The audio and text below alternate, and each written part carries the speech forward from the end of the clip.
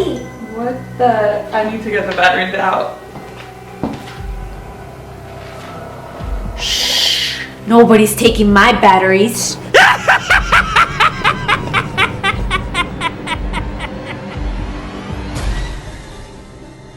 Happy Halloween, my beauties! So today I have for you guys another Halloween makeup tutorial, and this one is on a sexy yet creepy Chucky. So hopefully you guys like it, and if you guys would like to know how to recreate it, then just keep on watching.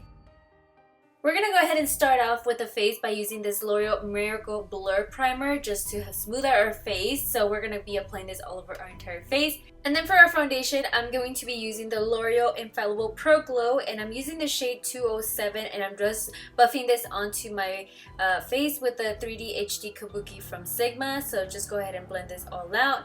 And then after that, we're going to go ahead and move on straight to concealer. So for my concealer, I'm using this one from Maybelline. It's the Instant Age Rewind Concealer. I'm only going to be applying this underneath my eyes since we are going to be making scars on our forehead and everywhere else. I don't want to have a lot of product onto my face so it doesn't look super caked up. So I'm only applying this underneath my eye and blending it with the same brush that we applied our foundation. Next, I'm going to go ahead and set it all with this Clinique powder. So just go ahead and set your whole entire face. Then to warm up our face, I'm going to be using this bronzer from MAC. It's in the shade Dark Golden. You guys already know that this one is an obsession of mine. So I'm just going to be applying this on the outer perimeter of my face, and then after that we're going to be doing a little bit of contouring. So for my contour, I'm going to be using this one from Sigma. It's in the color Saddle Up, I think, and just basically doing a light contour with it. And then with the same bronzer brush, I'm just going to be making sure that this is well blended out. And then for my blush, I'm going to be using this one as well from Sigma in the color Cor de Rosa, and just lightly applying this on the apples of my cheeks. And then of course we're going to be doing some highlights. So I'm using this one from Jouer. I think this one is in the color Topaz, in the darker one. So just applying this on the highest points of my face. And then for the eyes, I'm going to move on to using this palette from Morphe. Using this vanilla shade, I'm going to go ahead and set my whole entire lid. Then taking this light brown shade, I'm going to be applying this as my transition color on my crease and as well on the outer part of my eye. So we're just going to be creating this simple neutral eye. It's like literally perfect for an everyday thing. So just blending this out with a Sigma E40, and then going into a actual contour shade from a Morphe palette. I'm going to be taking that dark brown eyeshadow and then just placing this on the outer part of my eye, and then slowly working it into my crease with whatever I have remaining on my brush. So like I said, this is a very simple eye look that you can create for your everyday makeup if you like. But then after that, I'm going to make sure that the vanilla color is a little bit more pigmented, since we did do a little bit of blending in between those shades.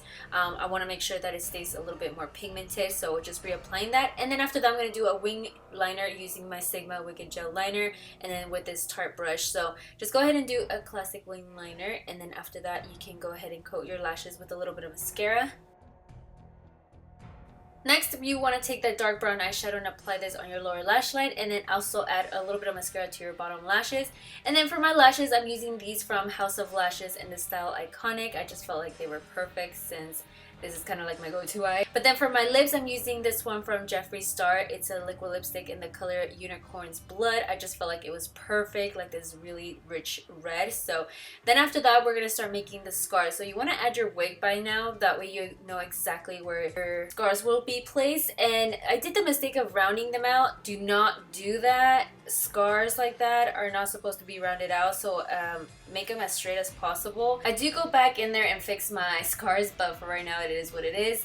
But right after I am done placing my scars with a red eyeliner, I'm taking a dark brown eyeliner and going over it just to add dimension. And then after that, I'm adding a black eyeliner to keep adding the dimension. Since we're not really using special effects makeup, I wanted to make it easier for you guys, and this is as realistic as possible as like I could get it. But you want to take like a really small detail brush and just blend it out. The brush I'm using is actually just to line your lips, but use any just small detailed brush. But then after that, I'm just gonna keep adding the dark eyeliners just to keep adding that dimension and make it as realistic as possible. And then after that, I'm gonna take a white eyeliner and then just start placing this on the sides of the scars to add a little bit of dimension. And then as you guys can see, it starts to make the actual scars pop. And just doing this little details, it really makes a big difference. So I really recommend start shading around it with the white eyeliner. And then after that, what I'm gonna do what I'm gonna do is take a dark brown eyeshadow and then just kind of make these funny faces, and then just kind of add that brown eyeshadow on top, just so our face looks like it's naturally like doing these scary faces.